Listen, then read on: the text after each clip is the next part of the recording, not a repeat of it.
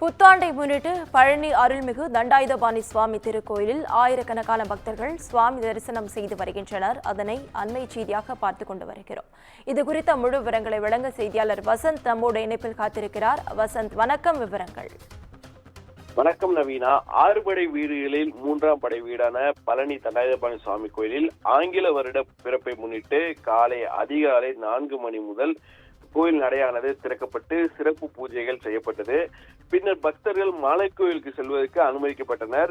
மீண்டும் இந்த குடமுழுக்கு நினைவரகம் வழியாக மலைக்கோயிலுக்கு செல்ல பக்தர்கள் செல்லவும் படி பாதை வழியாக வருவதற்காக அந்த ஏற்பாடு செய்யப்பட்டுள்ளது. இது ஒரு வழி பாதையாக மாற்றப்பட்டுள்ளது. அதாவது இங்கிருந்து செல்லக்கூடிய மலையில் ஏற செல்லக்கூடியவர்கள் இந்த வழியாக சென்று இறங்கக்கூடியவர்கள் படி வழியாக மட்டுமே இறங்கக்கூடும் என்பதற்காக செய்யப்பட்டது. ஆங்கில புத்தாண்டை ஒட்டி இந்த வரக்கூடிய பக்தர்களின் கூட்டத்தை சரி செய்வதற்கும் அவர்கள் சிரமம் இல்லாமல் செய்வதற்கு ஒரு வழி பாதையாக தற்போது செய்யப்பட்டுள்ளது. அதன் வழியாக பக்தர்கள் தற்போது சென்று வருகின்றனர்.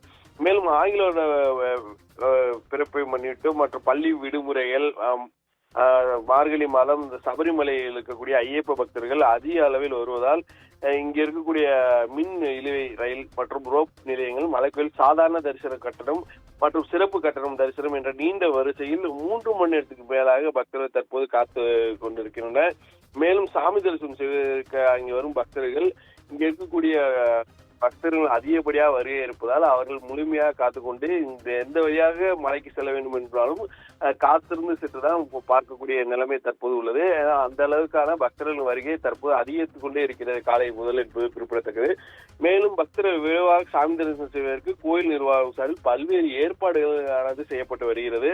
மேலும் இங்கே அவர்கள் பாதுகாப்பு வசதிக்காக காவல்துறையினர் மற்றும் போக்குவரத்து காவல்துறையினர் மற்றும் ஊர்காவல் படையினர் முழுமையாக தற்போது ஈடுபட்டுள்ளனர். மேலும் இங்க இருக்கக்கூடிய வாகனங்கள் அவர்கள் எந்த இடத்துல போக்குவரத்தில் மாட்டிக்கொள்ளக்கூடாது, எந்த ஒரு நெரிசலில் மாட்டக்கூடாது என்பதற்காக அவர்கள் முன்னாக நிறுத்தப்படுகின்றன. மேலும் அவர்களுக்கு ஒதுக்கப்பட்டுள்ள பார்க்கிங் என்ற இடத்துல அவர்களுக்கான ஒதுக்கப்பட்டுள்ள இடத்திற்கு சீராக செல்வதற்கும் எந்த ஒரு நெரிசல் இல்லாமல் இடைஞ்சல் இல்லாமல் அவர்களுக்கு செய்வதற்காக தற்போது வசதியாக செய்யப்பட்டு வருகிறது. மேலும் அந்த காலை 4 மணிக்கு திறக்கப்பட்ட நடையானது தொடர்ச்சியாக பக்தர்கள் எண்ணிக்கை அதிகரித்து வருவதால் தொடர்ச்சியாக பக்தர்கள் கூட்டமானது அங்க எல்லா பகுதியிலுமே இருக்கக்கூடிய அடிவாரம் உள்ளிட்ட பக்தர்கள் செல்லக்கூடிய அனைத்து பகுதியிலுமே அதிகப்படியான கூட்டமாக காணப்படுகிறது. நவீனா, விவரங்களுக்கு நன்றி வசந்த்.